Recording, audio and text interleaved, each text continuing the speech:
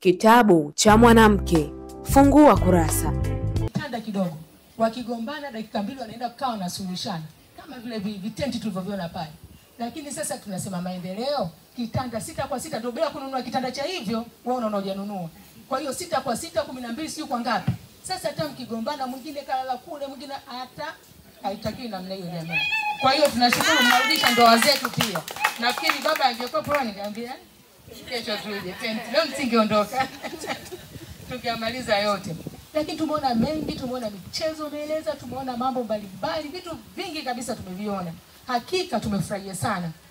Wengi tulikuwa hatujui, tumezoea kwenda Bagamoyo, tumezoea kwenda Arusha, tumezoea sijui kwenda wapi. Kumbe tuna sehemu ya fahari namna hii. Sehemu ya utalii, kiukweli mimi nimeshangaa. Nilikuwa nikipita njiani, kuna mmoja mwenzetu alikuwa anazungumza, anasema alikuwa anajua ni eneo la jeshi. Na mimi kadhalika nilikuwa najua eneo la jeshi. Na kuomba tu weka gate fulani bila maana la kuvutia watu kuingia. Nafikiri ni wengi pia wanajua hili sio eneo salama.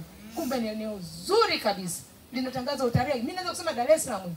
Siwezi kusema kama ni pwani hapa, kwa sababu hapo ni dakika chache tu. Tunashukuru kwa utalii huu. Kwa hiyo na sisi tutakuwa mabolezi wema wa kuambia wenzetu, tegemea huu ni mwanzo. Vikundi na vyama vingi vitakuja kwa ajili ya kutangaza utalii wa ndani.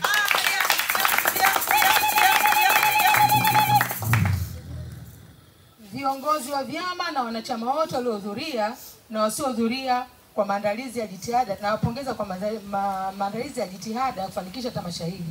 Waratibu kutoka JJM, washirikisho na vyama vyake.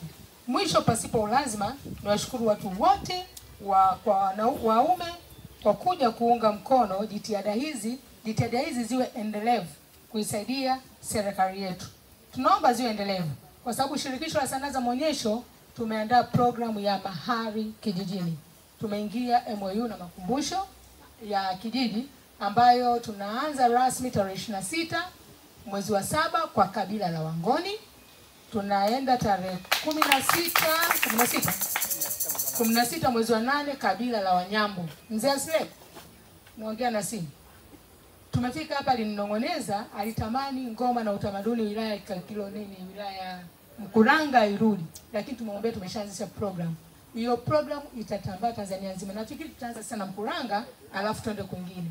Mahari kijijini maana yake kulinda, kuleta utamaduni wetu, sanaa zetu, michezo yetu.